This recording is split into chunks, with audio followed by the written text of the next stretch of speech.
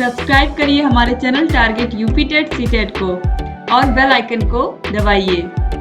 Hello friends, मैं रेनू स्वागत करती हूँ आप सभी भावी अध्यापक एवं अध्यापिकाओं का आपके अपनी channel target UP TET CTET में। दोस्तों, आज इस वीडियो में हम आपकी बाल विकास व शिक्षा शास्त्र यानी कि आपके सीडीपी को कंप्लीट करेंगे। इस वीडियो में जितने भी क्वेश्चंस हैं सारे क्वेश्चंस को यहाँ पर हम देखेंगे। और ये जो आपका पेपर है ये हुआ था 28 जुलाई 2013 को, 28 जुलाई को हुआ था।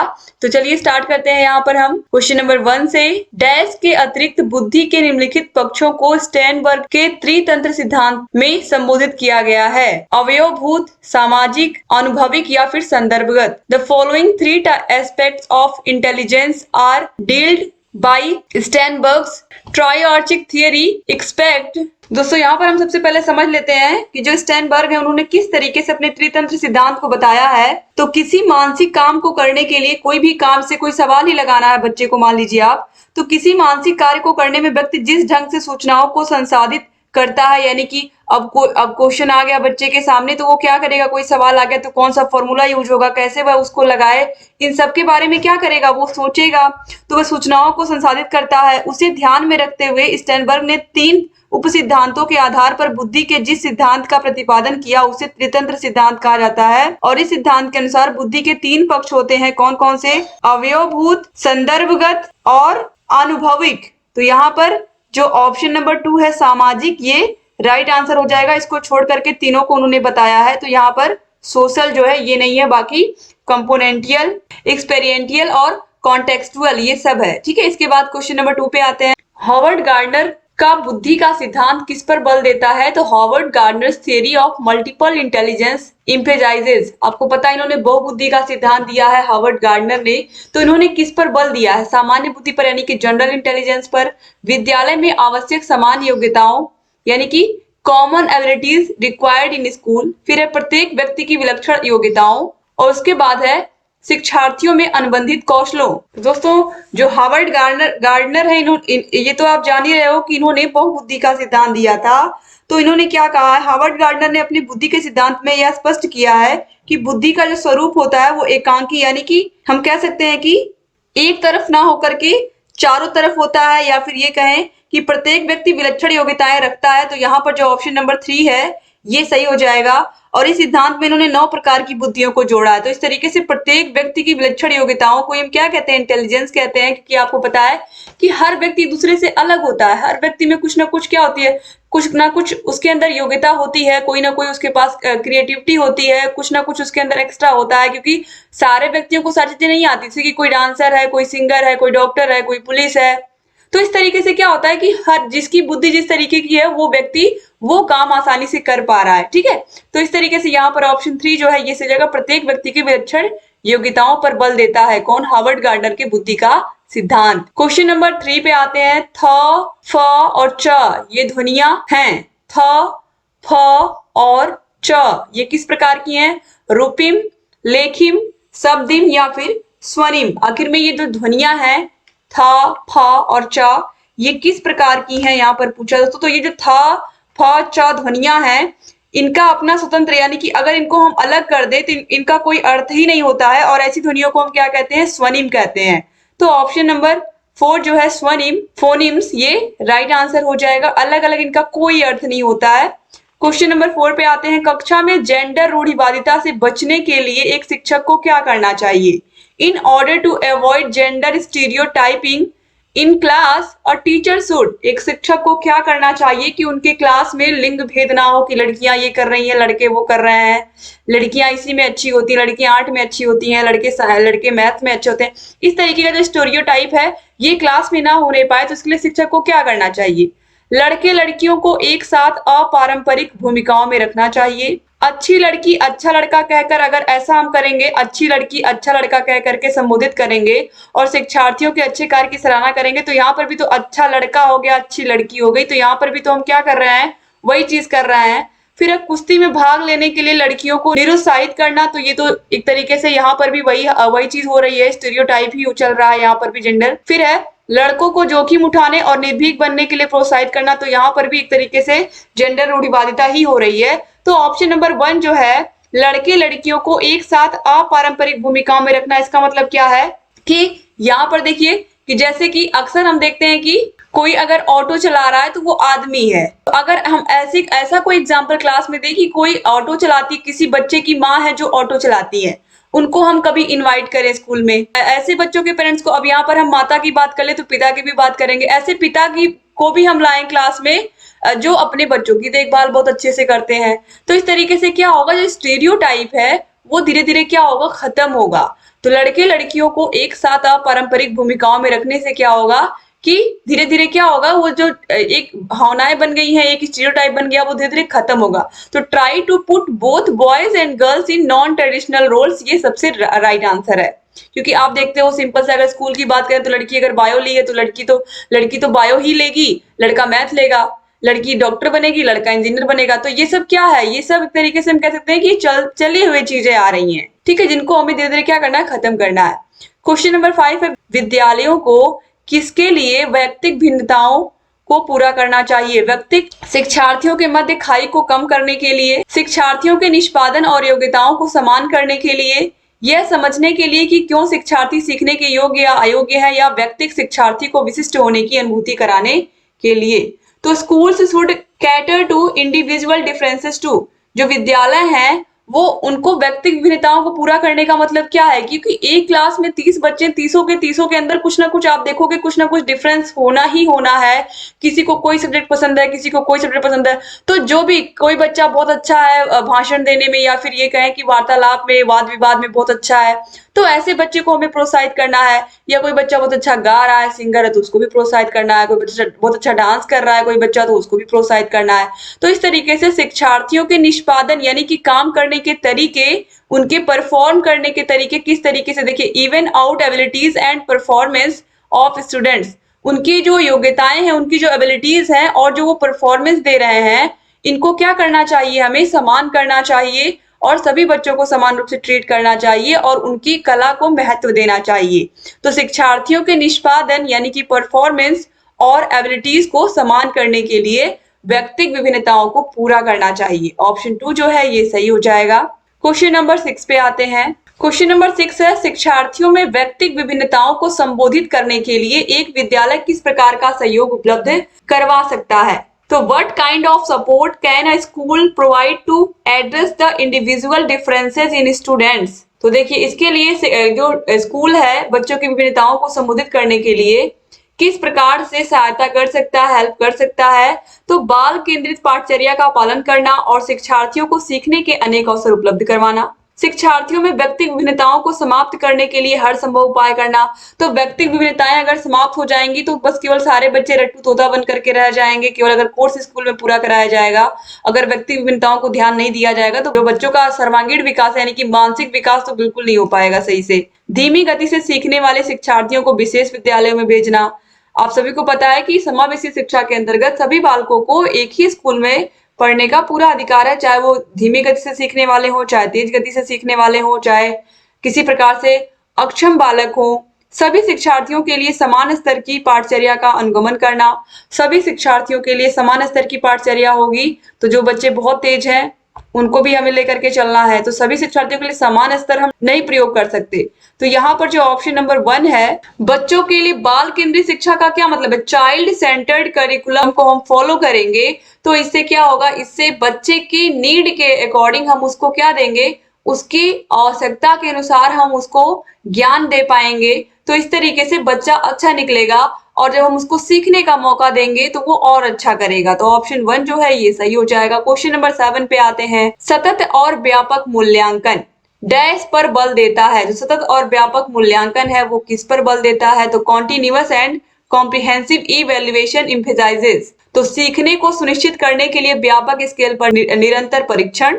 सीखने को किस प्रकार अवलोकित, रिकॉर्ड और सुधारा जाए इस पर। शिक्षण के साथ परीक्षाओं का सामंजस्य या बोर्ड परीक्षाओं की अनावश्यकता पर। तो दोस्तों राइट आंसर यहाँ पर है ऑप्शन नंबर 2। यहाँ पर ऑप्शन नंबर 2 जो है ये बिल्कुल सही है कि सीखने को किस प्रकार हम अवलोकित करें, रिकॉर्ड करें और उसको जो गलतियां जहां पर रह गई हैं बच्चे की उसको हम सुधार पाएं। इसीलिए होता है सतत और व्यापक मूल्यांकन, जो कि साल भर चलता है, पूरा ईयर चलता है ये सतत और व्यापक मूल्यांकन, आजकल स्कूलों में यही प्रक्रिया अपनाई जाती है। आप देखते हो यूनिट टेस्ट होते हैं या फिर आप देखते हो बराबर टेस्ट होता है। तो इस तरीके से सतत और जो व्यापक मूल्यांकन है ये सीखने को इसी प्रकार सुनिश्चित करता है, किस प्रकार से अवलोकित करके, उनका रिकॉर्ड बना के और जो गलतियां उनको सुधार करके। क्वेश्चन नंबर 8 पे आते हैं, विद्यालय आधारित आंकलन। जो विद्यालय में बच्चों का आंकलन होता है वो किस प्रकार से होता है और उसका क्या परिणाम होता है या फिर वो किस लिए होता है। तो शिक्षा बोर्ड की जवाबदेही कम कर देता है, सार्वभौमिक राष्ट्रीय मानकों की प्राप्ति में बाधा उत्पन्न करता है। तो अगर विद्यालय पर आंकलन होगा तो वो बाधा क्यों उत्पन्न करेगा और शिक्षा बोर्ड की जवाबदेही क्यों कम करेगा। परिचित वातावरण में अधिक सीखने में सभी शिक्षार्थियों की मदद करता है और शिक्षार्थियों और शिक्षकों को अगंभीर और लापरवाह बनाता। तो ये तो पूरी तरीके से गलत हो गया ऑप्शन 4। तो यहाँ पर सही क्या है, option number 3, helps all students learn more through diagnosis, यानी कि बच्चों को और अधिक सीखने को मिलता है जब विद्यालय में आकलन होता है, क्योंकि यहाँ पर जो बच्चा है वो टीचर्स को पहचान रहा है, वो अपने साथियों को पहचान रहा है। तो यहाँ पर जो आकलन करना होता है वो उसके लिए भी आसान होता है अपना आकलन कराना, क्योंकि वह बिल्कुल डरा हुआ नहीं होता, निर्भीक होता है। और अगर अलग किसी स्कूल में बच्चे को भेजा जा रहा है तो कहीं ना कहीं उसके अंदर आप देखोगे उसके जो टीचर्स होंगे वो भी वहां पर चेंज होंगे, बच्चे इन्वायरमेंट भी वहां का चेंज होगा। तो इस तरीके से यहाँ पर जो विद्यालय में आकलन होता है, स्कूल में जो असेसमेंट होता है, ये बच्चों के लिए परिचित वातावरण होता है। यहाँ का जो इन्वायरमेंट होता है बच्चे उससे पहले से ही क्या होते हैं, फैमिलियर होते हैं। तो इस तरीके से यहाँ पर बच्चों को बिल्कुल डर भी नहीं लगता है और वो आसानी से क्या होता है सारी चीजों को वो बता ले जाते हैं आकलन में। इसके बाद आगे बढ़ते हैं, क्वेश्चन नंबर 9 है, सीखने की तत्परता डैश की ओर संकेत करता है। Readiness for learning refers to, शिक्षार्थियों का सामान्य योग्यता स्तर, सीखने के सातत्य में शिक्षार्थियों का वर्तमान संज्ञानात्मक स्तर। तो present cognitive level of students in learning continuum, या फिर सीखने के कार्य की प्रकृति को संतुष्ट करने, satisfying nature of the act of learning. फिर है थॉर्नडाइक का तत्परता का नियम। तो इसमें से दोस्तों देखिए, यदि दोस्तों आप सभी को पता है यदि कोई व्यक्ति किसी काम को करने के लिए या सीखने के लिए तत्पर नहीं होता है तो उस काम को करने में वह तनाव महसूस करता है। जैसे कि अब बच्चा मैथ्स में अच्छा है, मैथ तो पढ़ रहा है, लेकिन जैसे उसको साइंस पढ़ने को कहा गया वो नहीं पढ़ना चाह रहा है या उसको वो सब्जेक्ट नहीं पसंद आ रहा है। तो इस तरीके से क्या होता है, जिस काम को करने में आपका मन लगता है आप उस काम के लिए तुरंत तैयार हो जाते हो, लेकिन जिस काम को करने का मन नहीं करता है आप उसमें रेडी नहीं हो पाते हो। तो इस तरीके से सीखने की तत्परता, सीखने के सातत्य में शिक्षार्थियों का वर्तमान संज्ञानात्मक स्तर, तो present cognitive level of students in the learning continuum, ये इसी की ओर क्या करता है, संकेत करता है।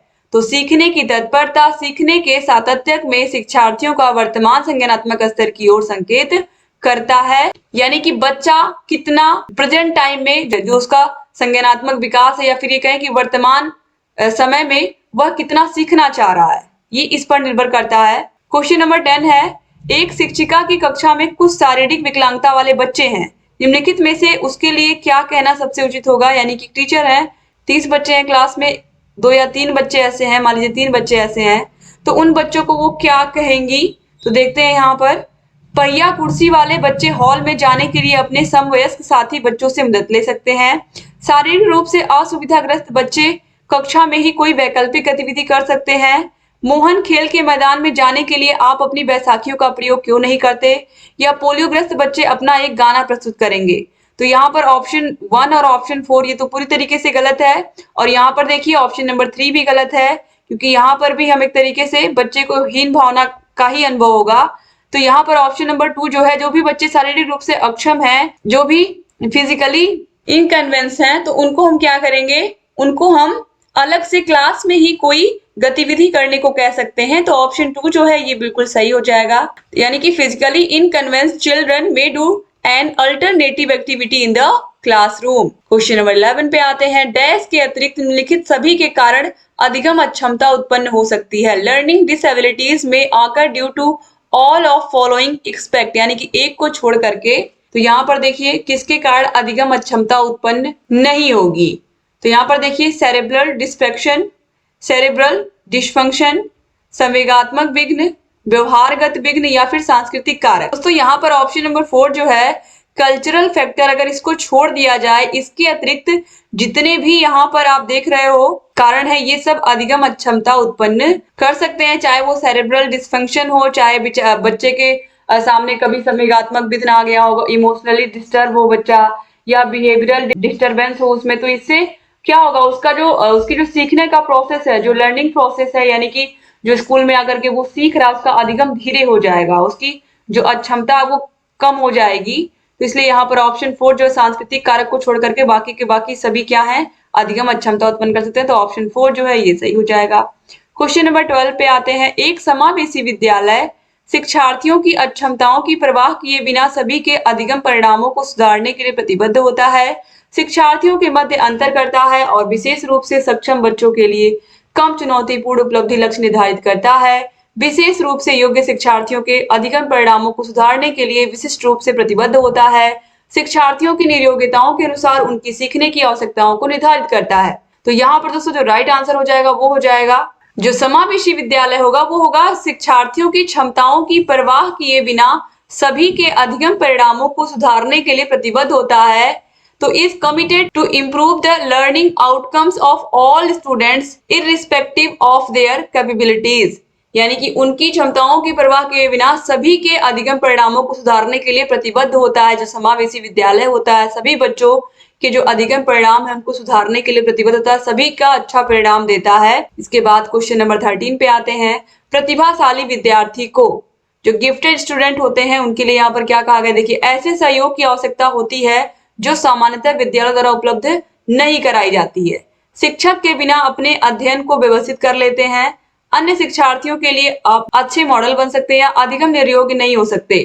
तो जो गिफ्टेड चिल्ड्रन होते हैं इन्हें क्या होता है, इन्हें स्कूल से बहुत ज्यादा सहयोग की जरूरत होती है। तो जो प्रतिभाशाली बच्चे होते हैं, गिफ्टेड चिल्ड्रन होते हैं दोस्तों, आपको पता है कि विद्यालयी उपलब्धियों में ये बहुत अच्छे होते हैं, इनका सामाजिक समायोजन बहुत अच्छे से होता है, ये टॉक करना चाहे किसी से कुछ भी बात करना बहुत अच्छे से बात कर लेते हैं, इनका व्यक्तित्व झलकता है। तो इस तरीके से यहाँ पर देखिए ऐसे बच्चों को आप देखोगे हेल्प की जरूरत होती है शिक्षकों से, प्रिंसिपल से, वहां के मैनेजमेंट से स्कूल के, क्योंकि ये जो बच्चे होते हैं इनको एक्स्ट्रा चीजें सिखानी पड़ती हैं। तो यहाँ पर यही चीज कही गई कि ऐसे सहयोग की आवश्यकता होती है जो सामान्यतः विद्यालय द्वारा उपलब्ध नहीं कराए जाते हैं, और अक्सर यही सही बात है कि बच्चों को चीजें उपलब्ध नहीं कराई जाती हैं समय पर।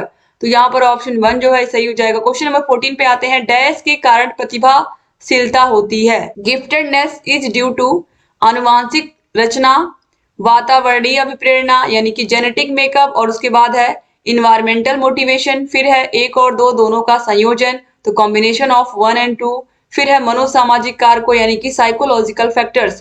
तो यहाँ पर राइट आंसर दोस्तों है ऑप्शन नंबर 3, 1 और 2 का संयोजन यानी कि कॉम्बिनेशन ऑफ 1 एंड 2। क्योंकि आपको पता है कि जब चाहे बच्चा प्रतिभाशाली हो सामान्य हो, कोई भी बच्चा हो, आनुवांशिकता और वातावरण दोनों का ही प्रभाव पड़ता है उसके प्रतिभाशीलता में, या फिर अगर वो सामान्य बच्चा है तो भी। लेकिन आपको पता है कि आनुवांशिक और वातावरण दोनों ही क्या करते हैं, महत्वपूर्ण रोल प्ले करते हैं बच्चे के शारीरिक मानसिक विकास में। क्वेश्चन नंबर 15 पे आते हैं। बच्चों में सीखने और सुनने के लिए अधिगम योग्य वातावरण के लिए निम्नलिखित में से कौन उपयुक्त है। बच्चों में सीखने और सुनने के लिए अधिगम योग्य वातावरण के लिए निम्नलिखित में से क्या उपयुक्त है। तो एक, लंबे समय के लिए निष्क्रिय रूप से सुनना। अगर इस तरीके से बच्चों को लगातार कोई कुछ सुना रहा और वो बस केवल चुपचाप सुन रहे हैं, तो इस तरीके से अधिगम योग्य वातावरण तो बिल्कुल नहीं होगा। ठीक है, ये लर्निंग इन्वायरमेंट बनी नहीं पाएगा क्लास में। निरंतर गृह कार्य, अगर केवल और केवल बच्चों को होमवर्क मिलेगा तो फिर वो क्या सीखेंगे खुद से। फिर है सीखने वाले द्वारा व्यक्तिगत कार्य करना। फिर है शिक्षार्थियों को कुछ यह छूट देना कि क्या सीखना है और कैसे सीखना है। तो दोस्तों आप सभी को पता है कि बच्चे स्वयं करके जल्दी सीखते हैं, कोई चीज जब खुद से करते हैं तो वो जल्दी सीखते हैं। अतः बच्चों में सोचने एवं सीखने के लिए अधिगम वातावरण ऐसा होना चाहिए जिसमें बच्चे स्वतंत्र रूप से स्वयं सोच सके और सीख सके। तो यहाँ पर ऑप्शन नंबर 4 जो है, शिक्षार्थियों को यह छूट देना कि क्या सीखना है और कैसे सीखना है, allowing students to take some decisions about what to learn and how to learn। तो इस तरीके से बच्चे, अगर इस तरीके का माहौल बच्चों को क्लास में मिलेगा तो बच्चे खोजी प्रवृत्ति के बनेंगे। तो यहाँ पर ऑप्शन 4 जो है वो सही हो जाएगा। क्वेश्चन नंबर 16 पे आते हैं। गतिक कौशलों में अधिगम निर्योग्यता कहलाती है। गतिक कौशलों का मतलब यहाँ पर क्या होता है दोस्तों, तो गतिक कौशलों में जैसे कि चलना, कूदना, उछलना, गेंद को फेंकना, फिर उसको पकड़ लेना, बच्चों के लिए यहाँ पर बात हो रही है। तो इस तरीके से ये जो गतिक कौशल है, इसमें अगर बच्चे में निरोगिता है, बच्चा इस तरीके से चल नहीं पा रहा, सही से दौड़ नहीं पा रहा, चीजों को पकड़ नहीं पा रहा, खेल नहीं पा रहा है, तो यहाँ पर उसको किस प्रकार की दिक्कत है यहाँ पर? तो देखिए, डिस्प्रैक्सिया, डिसकैल्कुलिया, डिसलेक्सिया या फिर डिफेजिया। तो डिसकैल्कुलिया आपको पता है गणित संबंधी विकार है, डिसलेक्सिया पठन संबंधी विकार है, बच्चा पढ़ नहीं पाता सही से। तो यहाँ पर राइट आंसर हो जाएगा ऑप्शन नंबर 1 डिस्प्रैक्सिया। बच्चे को किस प्रकार की अधिगम निरोगिता है? डिस्प्रैक्सिया। क्वेश्चन नंबर 17 पे आते हैं। अधिगम निरोगिता एक स्थिर अवस्था है, एक चर अवस्था है, जरूरी नहीं कि कार्य पद्धति की हानि करे या समुचित निवेश के साथ सुधार योग्य नहीं होती। तो अधिगम निरोगिता का मतलब दोस्तों ये हो सकता है कि अगर क्लास में मान लीजिए 2-3 बच्चे ऐसे हैं आपके जो जल्दी नहीं सीख पाते हैं, यानी कि ये क्या, इनका जो विकास है इसमें बहुत हम कह सकते हैं थोड़ा सा मंद है, क्योंकि इन्हें सीखने में अधिक समय लगता है। तो विकास की मंदिता की दर के कारण ही बालक बोलने, पढ़ने आदि में कठिनाई का अनुभव करता है। तो ये क्या है? एक चर अवस्था होती है, यानी कि ये क्या है? एक वेरिएबल स्टेट है। तो यहाँ पर ऑप्शन नंबर 2 जो है एक चर अवस्था है, ये सही जाएगा। तो लर्निंग डिसेबिलिटी क्या है? इज अ वेरिएबल स्टेट, यानी कि कभी भी क्या होगी, ये धीरे धीरे आगे चल करके चेंज भी हो जाएगी। इसके बाद क्वेश्चन नंबर 18 पे आते हैं। डैश के अतिरिक्त निम्नलिखित समस्या समाधान की प्रक्रिया के चरण हैं। The following are the steps in the process of problem solving. Expect समस्या की पहचान, समस्या का छोटे हिस्सों में बांटना, संभावित युक्तियों को खोजना या परिणामों की आशा करना। तो दोस्तों यहाँ पर देखिए, परिणामों की आशा करना, समस्या की पहचान तथा संभावित युक्तियों की खोज करना समस्या समाधान प्रक्रिया के मुख्य चरण होते हैं। तो परिणाम की आशा करना, ये तो सही है। संभावित युक्तियों की खोज करना, ये भी सही है। उसके संभावित युक्तियों का मतलब कि उस समस्या के हल को ढूंढना, उसके कौन कौन से संभावित हल हो सकते हैं। और उस समस्या की पहचान, तो ये भी आता है समस्या समाधान में। लेकिन समस्या को छोटे छोटे हिस्सों में बांटना, ये समस्या समाधान की प्रक्रिया के चरण नहीं है। तो इसीलिए ऑप्शन नंबर 2 जो है breaking down the problem into smaller parts, ये समस्या समाधान प्रक्रिया के चरण में नहीं आता है। तो ऑप्शन 2 जो है ये सही हो जाएगा। क्वेश्चन नंबर 19 पे आते हैं। एक शिक्षक को और टीचर शुड क्या करना चाहिए? आगे देखते हैं। शिक्षार्थियों द्वारा की गई त्रुटियों को एक भयंकर भूल के रूप में लेना चाहिए और प्रत्येक त्रुटि के लिए गंभीर टिप्पणी देनी चाहिए। यानी कि कोई भी गलती करता है बच्चा, तो उसे बहुत एक तरीके से यहाँ पर ये कहा जा रहा है कि उसको डांटना है। तो ये तो गलत हो जाएगा। फिर है शिक्षार्थी कितनी बार गलती करने से बचता है, इसे सफलता के माप के रूप में लेना चाहिए। यानी कि बच्चा अगर गलती करने से बच रहा है तो वो सफल हो रहा है। कितनी बार गलती करने से बच रहा है, तो ये हम बैठ करके गिन तो नहीं सकते हैं ना, तो ये भी गलती होगा। फिर जब शिक्षार्थी विचारों को संप्रेषित करने की कोशिश कर रहे हो तो उन्हें ठीक नहीं करना चाहिए। फिर है व्याख्यान पर अधिक ध्यान देना चाहिए और ज्ञान के लिए आधार उपलब्ध कराना चाहिए। तो ये भी गलत है कि अगर हम व्याख्या करेंगे, खाली व्याख्यान देंगे, तो बच्चे समझ ही नहीं पाएंगे। तो जब बच्चे अपने विचारों को संप्रेषित कर रहे हो, not correct students while they are trying to communicate ideas, वो अपना कोई आइडिया आपको बताने आया है बच्चा, उस विषय के बारे में जो कुछ आपने पूछा है उसके बारे में वो अपनी जो भी वो टूटी फूटी भाषा में बात कर रहा है, आपको समझाने का प्रयास कर रहा है, उस टॉपिक में जो भी उसको समझ में आया है, तो आप उसको बीच में रोकेंगे नहीं, उसे ठीक नहीं करेंगे, उसकी बात को आप पूरा सुनेंगे। यही चीज यहाँ पर कही जा रही है। तो एक शिक्षक को जब विद्यार्थी अपने अपने भावों को, विचारों को बता रहा है या कोशिश कर रहा है बताने की, तो आप उसको उस टाइम पर करेक्ट नहीं करेंगे, क्योंकि बच्चा जब आप करेक्ट करना चाहेंगे तो जो उसको बोलना होगा वो बोल ही नहीं पाएगा। तो अगर हम इस तरीके से अपनाएंगे तो बच्चे के अंदर कॉन्फिडेंस आएगा। वो फिर से अगर आप कोई क्वेश्चन पूछोगे तो सबसे पहले वो खड़ा होकर जवाब देगा कक्षा में। क्वेश्चन नंबर 20 पे आते हैं। सीमा परीक्षा में A+ ग्रेड प्राप्त करने के लिए अति इच्छुक है। जब वह परीक्षा भवन में दाखिल होती है तथा परीक्षा प्रारंभ होती है, वह अत्यधिक नर्वस हो जाती है, उसके पांव ठंडे पड़ जाते हैं, उसकी हृदय की धड़कन बहुत तेज हो जाती है और वह उचित तरीके से उत्तर नहीं दे पाती। इसका मुख्य कारण हो सकता है शायद वह अपनी तैयारी के बारे में बहुत आत्मविश्वासी नहीं है, शायद वह इस परीक्षा के परिणाम के बारे में बहुत अधिक सोचती है, निरीक्षक शिक्षिका जो ड्यूटी पर है वह उसकी कक्षा अध्यापिका हो सकती है और वह स्वभाव में बहुत कठोर है, शायद वह अकस्मात संवेगात्मक आवेग का सामना नहीं कर पा रही है। तो दोस्तों यहाँ पर जो राइट आंसर है वो है ऑप्शन नंबर 4 कि she may not be able to deal with sudden emotional outburst, यानी कि उसके साथ जो अचानक से इस तरीके से जैसे ही वो क्लासरूम में एंटर करती है उसके हाथ पांव ठंडे हो जाते हैं, हृदय की धड़कन तेज हो जाती है, हार्ट बीट तेज हो जाती है और वह सही से प्रश्नों का उत्तर नहीं दे पा रही है। इसका मतलब है कि वह एक तरीके से जैसे ही एग्जाम स्टार्ट होता है थोड़ा सा क्या होती है वो इमोशनली उसका जो संवेग है वो क्या हो जाता है, संवेग जो है उस समय जो संवेग आ रहा है उसके मन में वो उसका सामना नहीं सही से कर पा रही है। सडनली वह एक तरीके से हम कह सकते हैं कि नर्वस हो जाती है। तो यहाँ पर ऑप्शन 4 जो है ये सही हो जाएगा। इसके बाद क्वेश्चन नंबर 21 पे आते हैं। निम्नलिखित में से कौन सी संज्ञानात्मक क्रिया दी गई सूचना के विश्लेषण के लिए प्रयोग में लाई जाती है? पहचान करना, अंतर करना, वर्गीकृत करना या वर्णन करना।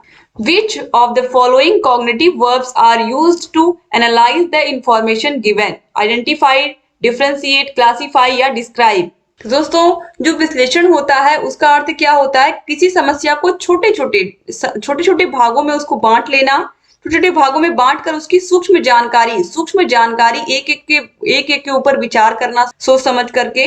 तो इस तरीके से किसी समस्या को छोटे छोटे भागों में बांट करके उसकी सूक्ष्म जानकारी प्राप्त करना विश्लेषण कहलाता है। अतः जो अंतर करना है यह एक ऐसी संज्ञानात्मक क्रिया है जो यहाँ पर इन तीनों से बिल्कुल डिफरेंट है। तो ऑप्शन नंबर 2 जो है अंतर करना, डिफरेंशिएट करना, यह विश्लेषण में नहीं आता है। बाकी पहचान करना, वर्गीकृत करना यानी कि क्लासिफाई करना और डिस्क्राइब करना ये सब आता है विश्लेषण में। तो ऑप्शन 2 जो है सही हो जाएगा। क्वेश्चन नंबर 22 पे आते हैं। राजेश अति लोलुप पाठक है। Rajesh is a very voracious reader यानी कि उसे पढ़ना अच्छा लगता है। वह अपनी कोर्स की पुस्तकें पढ़ने के अतिरिक्त प्रायः पुस्तकालय जाता है यानी कि वो अपनी कोर्स की बुक्स तो पढ़ता ही है लेकिन वो ऑफन कहाँ जाता है, लाइब्रेरी में भी जाता है और विभिन्न प्रकरणों पर पुस्तकें पढ़ता है और विभिन्न प्रकार के टॉपिक्स पर वो बुक्स को पढ़ता है। इतना ही नहीं, राजेश भोजनावकाश में यानी कि लंच टाइम में अपने परियोजना कार्य करता है, अपना प्रोजेक्ट बनाता है। उसे परीक्षाओं के लिए पढ़ने के लिए अपने शिक्षकों अथवा अभिभावकों द्वारा कभी भी कहने की जरूरत ही नहीं होती है और वह वास्तव में सीखने का आनंद लेता नजर आता है। उसे डैश के रूप में सर्वाधिक बेहतर रूप में वर्णित किया जा सकता है। तथ्य आधारित शिक्षार्थी, शिक्षक अभिप्रेरित शिक्षार्थी, आकलन आधारित शिक्षार्थी या आंतरिक रूप से अभिप्रेरित शिक्षार्थी। तो अगर बच्चा अपने मन से कोर्स की किताबें तो पढ़ ही रहा है, जाके लाइब्रेरी में भी पढ़ रहा है, इसके अलावा यह बच्चा जब लंच टाइम होता है तो अपना चुपचाप जाकर के अपने जो प्रोजेक्ट वर्क होते हैं उनको भी वो करता है और इसको कोई कुछ नहीं कह रहा है, ना तो अभिभावक ना तो शिक्षक, किसी का कोई दबाव नहीं है। यानी कि ये उसके अंदर की खुद की मोटिवेशन है, आंतरिक रूप से वह अभिप्रेरित है, वो मोटिवेटेड है यानी कि आंतरिक रूप से मोटिवेटेड है। तो यहाँ पर ऑप्शन 4 जो है सही हो जाएगा। क्वेश्चन नंबर 23 पे आते हैं। यदि पूर्व प्राथमिक स्तर पर बच्चों पर खोज करने की अनुमति दे दी जाए तो वे संतुष्ट हो जाते हैं। जब उन्हें हतोत्साहित किया जाता है तो वे व्यथित हो जाते हैं।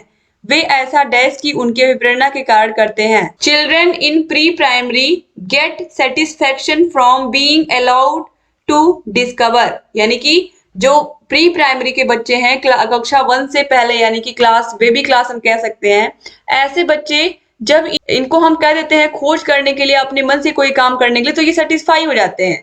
They become distracted when they are discouraged यानी कि जब उन्हें उनका मनपसंद काम करने से और खोज प्रवृत्ति से रोका जाता है तो वो डिस्करेज महसूस करते हैं अपने आप को, यानी कि वो हतोत्साहित महसूस करते हैं। They do so due to their motivation to, तो वो ऐसा क्यों करते हैं, किस अभिप्रेरणा के कारण करते हैं? अपनी उपेक्षा को कम करने, कक्षा के साथ संबंध होने, कक्षा में अव्यवस्था फैलाने में या अपनी शक्तियों का उपयोग करने में। तो वे ऐसा अपनी शक्तियों का उपयोग करने की उनकी अभिप्रेरणा के कारण करते हैं। तो एक्सरसाइज देयर पावर, क्योंकि टीचर जब बोल देते हैं कि अपने मन से वो जिसमें अच्छा है वो करे, तो इस तरीके से क्या होता है कि बच्चों को एक माहौल मिल जाता है, वो अपनी शक्तियों का भरपूर प्रयोग करते हैं। तो वो ऐसा अपनी शक्तियों का उपयोग करने की उनकी अभिप्रेरणा के कारण करते हैं। क्वेश्चन नंबर 24 है, मानव बुद्धि एवं विकास की समझ शिक्षक को डैश के योग्य बनाती है।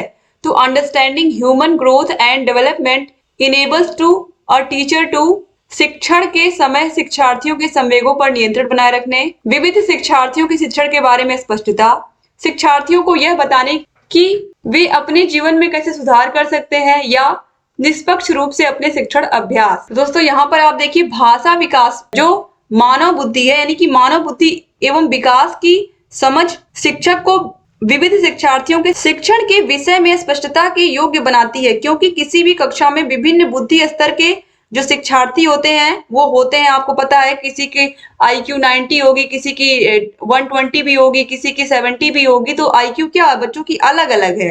ठीक है। तो इस तरीके से बच्चों के बुद्धि का स्तर जो होगा वो भी अलग अलग होगा और इस तरीके से कक्षा में इस तरीके के जो शिक्षार्थी हैं उनका समावेश होता है, जिसको समझ करके ही शिक्षक शैक्षिक निष्पादन यानी कि जो शिक्षण कार्य है उनका वो और उत्तम बना सकते हैं। जब वो इसको समझ लेंगे कि कक्षा में किस किस प्रकार के विद्यार्थी हैं, यानी कि विविध शिक्षार्थियों के शिक्षण के बारे में उनको अगर स्पष्टता रहेगी तो आसानी से जो शिक्षक है वो मानव बुद्धि एवं विकास की समझ को आसानी से क्या कर पाएंगे, विकसित कर पाएंगे और बच्चों को और अच्छी शिक्षा दे पाएंगे।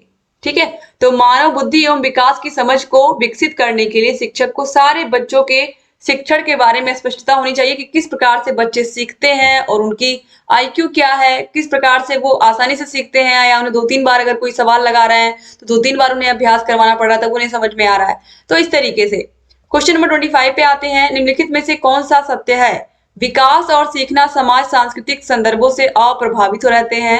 शिक्षार्थी एक निश्चित तरीके से सीखते हैं। खेलना संज्ञान और सामाजिक दक्षता के लिए सार्थक है और शिक्षक द्वारा प्रश्न पूछना संज्ञानात्मक विकास में बाधक है। दोस्तों यहाँ पर ऑप्शन नंबर 3 जो है खेलना संज्ञान और सामाजिक दक्षता के लिए सार्थक है, ये बिल्कुल राइट आंसर है, क्योंकि आपको पता है कि खेल एक ऐसी मनोरंजक क्रिया होती है जिससे शिक्षार्थी का स्वाभाविक एवं स्वतंत्र रूप से संज्ञानात्मक और सामाजिक विकास होता है। इसके अभाव में शिक्षार्थियों का शारीरिक और मानसिक विकास अवरुद्ध हो जाता है। तो इस तरीके से जो कुक महोदय है उन्होंने क्या कहा, उन्होंने कहा है कि समस्त विषयों का जो शिक्षण होता है वो खेल पर ही आधारित होना चाहिए। तो इस तरीके से खेल जो है वो बच्चों के संज्ञानात्मक और सामाजिक विकास दोनों के लिए बहुत महत्वपूर्ण होता है। तो ऑप्शन 3 जो है ये सही हो जाएगा। क्वेश्चन नंबर 26 पे आते हैं। बच्चों के विकास में आनुवांशिकता और वातावरण की भूमिका के बारे में निम्नलिखित में से कौन सा सही है? तो समवयस्कों और पैतृक यानी कि जेन्स का सापेक्ष योगदान योगात्मक नहीं होता। आनुवांशिकता और वातावरण एक साथ परिचालित नहीं होते। सहज रुझान वातावरण से संबंधित है, जबकि वास्तविक विकास के लिए आनुवांशिकता जरूरी है। फिर आनुवांशिकता और वातावरण दोनों एक बच्चे के विकास में 50-50% का योगदान देते हैं। तो दोस्तों यहाँ पर देखिए जो ऑप्शन नंबर 1 है ये सही है, क्योंकि लैंडिस ने क्या कहा है, लैंडिस के अनुसार आनुवांशिकता हमें विकसित होने की क्षमताएं प्रदान करती है और इन क्षमताओं के विकसित होने के अवसर हमें वातावरण से मिलते हैं। आनुवांशिकता हमें कार्यशील पूंजी देती है और परिस्थितियां हमें इसको निवेश करने के अवसर प्रदान करती हैं। अतः समवयस्कों और पितृक का सापेक्ष योगदान योगात्मक नहीं होता है। तो यहाँ पर ऑप्शन 1 सही जाएगा। The relative contributions of peers and genes are not additive. इसके बाद आगे बढ़ते हैं। क्वेश्चन नंबर 27 पे आते हैं। समाजीकरण है, समाजीकरण क्या है, सोशलाइजेशन क्या है? शिक्षक एवं पढ़ाए गए के बीच संबंध, समाज के आधुनिकीकरण की प्रक्रिया, समाज के मानदंडों के साथ अनुकूलन या सामाजिक मानदंडों में परिवर्तन। तो एडॉप्शन ऑफ सोशल नॉर्म्स यानी कि समाज के मानदंडों के साथ अगर हम अनुकूलन कर ले रहे हैं तो यही क्या है, समाजीकरण है। जिस समाज में हम रह रहे हैं उसके जो नियम कानून जो भी रूल्स है उनको हम फॉलो करते हुए आगे बढ़ रहे हैं, तो यही क्या है, समाजीकरण है, सबसे घुल मिल के रह रहे हैं। क्वेश्चन नंबर 28 पे आते हैं। एक पीटी यानी कि एक पीटी टीचर है, वो क्रिकेट के खेल में अपने शिक्षार्थियों के क्षेत्र रक्षण यानी कि फील्डिंग को सुधारना चाहते हैं। तो इनमें से कौन सी युक्ति शिक्षार्थियों को अपना लक्ष्य प्राप्त करने में सर्वाधिक उपयोगी है? यानी कि पीटी टीचर है वो चाहते हैं कि बच्चे क्रिकेट खेल रहे हैं तो क्रिकेट में जो फील्डिंग है वो बहुत अच्छी तरीके से करें। तो वो कैसे कर पाएंगे? तो वह क्या करते हैं, स्टूडेंट्स को यह बताना कि जो क्षेत्र रक्षण यानी कि जो फील्डिंग है उसको सीखना उनके लिए किस प्रकार महत्वपूर्ण है। फिर है बेहतर फील्डिंग और सफलता की दर के पीछे तर्क को स्पष्ट करना। फिर है फील्डिंग को प्रदर्शित करना और शिक्षार्थी अवलोकन करेंगे। फिर है शिक्षार्थियों को क्षेत्र रक्षण यानी कि फील्डिंग का अधिक से अधिक अभ्यास करवाना। तो स्वाभाविक सी बात है, खेल में आप तभी अच्छे रहोगे जब आप उसका जितना अधिक से अधिक प्रैक्टिस करोगे। किसी भी खेल में, चाहे वो हॉकी हो, चाहे वो फुटबॉल हो, चाहे वो बैडमिंटन हो, चाहे टेनिस हो, क्रिकेट हो, सभी में जो प्रैक्टिस है, अभ्यास है, वो बहुत जरूरी है। तो give students a lot of practice in fielding. Option 4 जो है सही हो जाएगा। क्वेश्चन नंबर 29 पे आते हैं। एक शिक्षिका, एक टीचर है, अपने स्टूडेंट्स की इस रूप में मदद करना चाहती है कि वे एक स्थिति की अनेक दृष्टिकोणों की सराहना कर सके। वह विभिन्न समूहों में एक स्थिति पर वाद विवाद करने के लिए अनेक अवसर उपलब्ध कराती है। वाइगोत्स्की के परिप्रेक्ष्य के अनुसार उनके शिक्षार्थी यानी कि उनके स्टूडेंट विभिन्न दृष्टिकोणों को डैश करेंगे और अपने तरीके से उस स्थिति के अनेक परिप्रेक्ष्य विकसित करेंगे। आत्मसात, निर्माण, संक्रियागत या फिर तर्कसंगत। तो दोस्तों वाइगोत्स्की ने क्या कहा, वाइगोत्स्की के अनुसार, वाइगोत्स्की के परिप्रेक्ष्य के अनुसार शिक्षार्थी विभिन्न दृष्टिकोणों को आत्मसात कर अपने तरीके से किसी स्थिति के विभिन्न परिप्रेक्ष्य विकसित कर सकता है। तो यहाँ पर आत्मसात जो है ऑप्शन नंबर 1 जो है ये राइट आंसर हो जाएगा। तो यहाँ पर इंटरनलाइज जो है यहाँ पर ऑप्शन 1 जो है यहाँ पर सही हो जाएगा। इसके बाद क्वेश्चन नंबर 30 जो कि लास्ट क्वेश्चन है। उम्मीद करती हूँ कि वीडियो आपको पसंद आई होगी। चलिए स्टार्ट करते हैं। यहाँ पर क्वेश्चन नंबर 30 को भी देख लेते हैं। सीता ने हाथ से दाल और चावल खाना सीख लिया है। जब उसे दाल और चावल दिए जाते हैं तो वह दाल चावल मिलाकर खाने लगती है। उसे चीजों को करने के लिए अपने स्कीमा में दाल चावल खाने को डैश कर लिया है। समायोजित, अनुकूलित, समुचितता या फिर अंगीकार।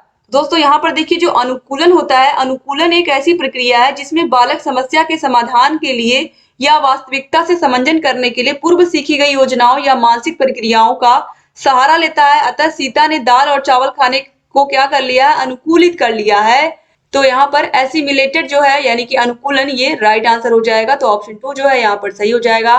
तो इस तरीके से यहाँ पर सारे के सारे क्वेश्चंस को आप लोगों ने देख लिया।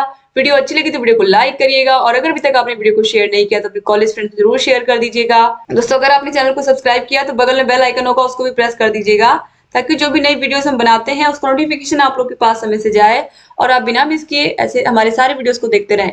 आपको सारे विषयों की वीडियोस के लिंक डिस्क्रिप्शन बॉक्स और कमेंट बॉक्स में मिल जाएगी और आप हमारे टेलीग्राम को भी ज्वाइन कर सकते हैं। टेलीग्राम का भी लिंक आपको डिस्क्रिप्शन बॉक्स और कमेंट बॉक्स में मिल जाएगा।